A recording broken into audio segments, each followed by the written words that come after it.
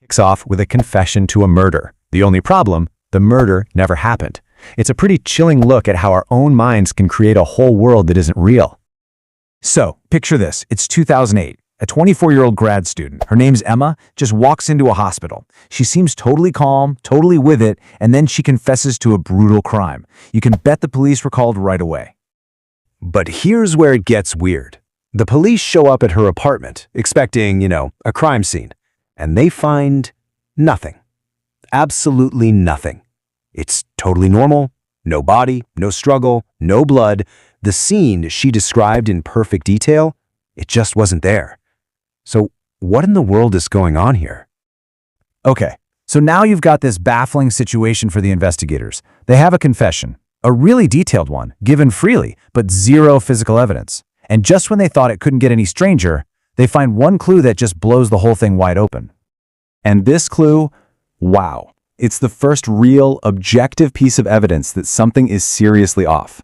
They pull the security tapes from her building, and they watch her come home alone on the night of the so-called murder. But then they see her leaving, and she's holding the door open, chatting away to thin air, to absolutely no one.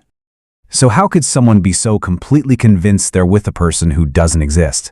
Well, to figure that out, we've got to rewind. Let's go back about 6 months, back to when Emma's life seemed totally normal.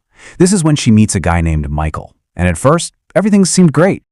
So this relationship starts off amazing, right? But then things start getting a little weird. Her friends see she's super happy, always talking about Michael, but nobody's ever met the guy. There's always an excuse. He's busy, he's shy, you know how it is. And then her whole personality starts to shift. She gets paranoid, pulls away from everyone. She even starts showing up with these bruises that she has these weird, vague explanations for. And it all comes to a head at this one dinner party. A dinner party that would change everything. And this slide, man, it just perfectly shows the two different realities happening in the same room. So her best friend Sarah shows up for this dinner party, the table is set for 3, and for the next 20 minutes, can you imagine Sarah just sits there in shock, watching Emma have a full-on conversation with an empty chair? She's laughing at jokes no one told, answering questions no one asked. It must have been terrifying. And right then, Sarah knew she had to get her friend some serious help. So after that just disastrous dinner party, things went downhill. Fast. Her condition just escalated like crazy. Her parents, they tried to step in, of course, but she just completely shut them out. She was spiraling deeper and deeper into this private world that only she could see. Finally, her dad had to use his spare key just to get into her apartment. And the scene he walked into, it was pure chaos. I mean, furniture was pushed up against the door like a barricade. Every single mirror in the place was covered with a sheet, and the walls were just covered in this frantic, desperate writing. It was obvious she was absolutely terrified of something or someone. And this is the phrase that was scrolled over and over again, hundreds of times, all over those walls.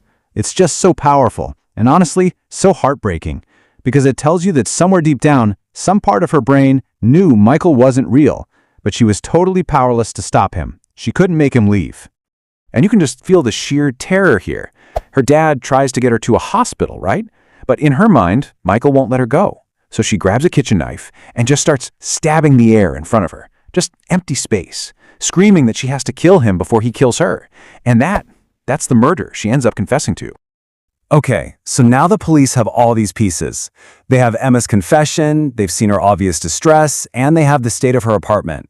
They started putting it all together, and they built this mountain of evidence that all pointed to one single, unbelievable conclusion.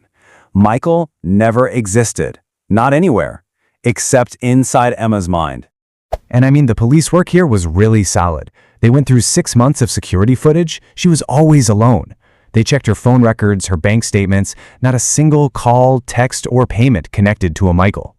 They even talked to her coworkers who mentioned, they'd seen her chatting with an empty chair in the break room. The objective, hard evidence? It was completely undeniable. So what was really going on? Well, it all came down to a medical diagnosis. Emma was diagnosed with schizophrenia. Now, what that means, in simple terms, is that it's a condition where the brain's really complex signaling system kind of goes haywire.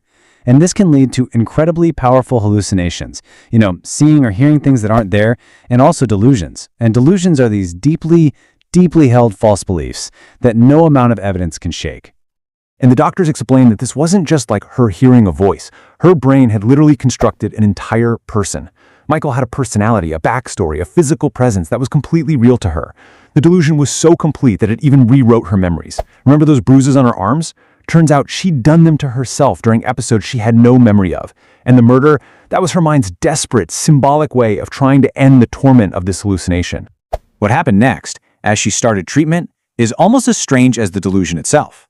See, Michael didn't just poof and disappear. He faded. For the first week, she could still see him, but she was beginning to understand that he wasn't real. Then, over the next few weeks, she literally described watching him become more and more transparent, like a ghost slowly dissolving, until one day, he just wasn't there anymore. So what happens after that?